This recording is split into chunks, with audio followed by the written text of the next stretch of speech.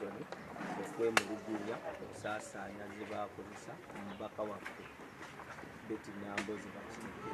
So nze ne bannange abaprodusa Dr. Mukono oba bannamukono akabangalira Mukono tutuusizza ekiwandiiko kyaffe wano ku ofiisi za Inspectorate of Government Regional Office ey'e Mukono.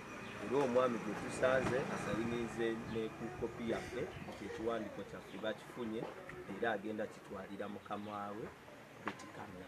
So tusuubira kubanga tusuubiza bagenda kunoonyereza ku nsonga yaffe because ffe ekintu kye tutaagala engeri ensaasanya za ssente z'omuwi w'omusolo gyegenze ebeeramu wano mu ggwanga. Tuba tuzze okubeera nga ba whistleblowers tujje twekubira enduulu tetusobola kukkiriza miliyoni 62 zikozesebwe just nga air ticket of transporting omubaka. Tetusobola kukkiriza tusasule bawooli omukazi we tumusasulire n'ate bbaawe gyali miliyoni 1.5 buli lunaku. Tuba twonoona ssente z'omuwi w'omusolo nti ezo ssente singa tusobola ziteeka wano mu bitundu byaffe ebya Uganda at least buli kyalo ne tuzimbayo eddwaliro erya health center eryobako nti singa buli omu akolayo ekityo eggwanga lyaffe ligenda tobola ffe tuvuddeyo nga bannamukono okwekubira enduulu. So tuyina essuubi era tusuubira nti bamunoonyerezeeko atuwe ku biruzi atuwe ku risiiti ez'eddwaliro naffe tumanye nga ba stakeholder abawa omusolo mu ggwanga lyaffe Uganda.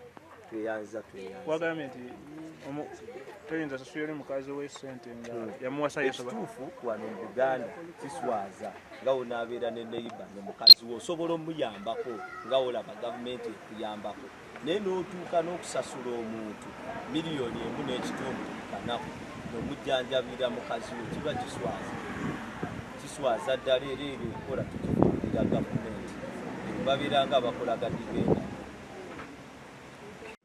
So from here, our role is to submit the complaint or the petition to the IGG for her review, and then she will determine the way forward, whether to sanction or to be deemed in any other way. Because it's upon her. So our work is to receive and submit.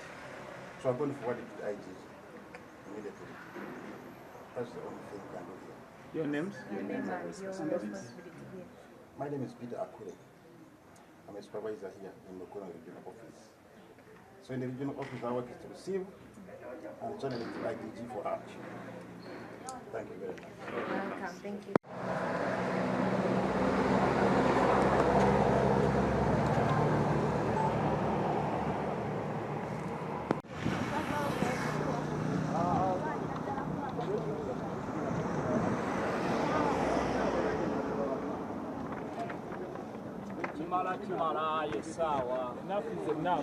Kimala yesawa tukoyo obubi ate bino tetubikoze lwa kutumibwa wabula tubikoze nga bannayuganda.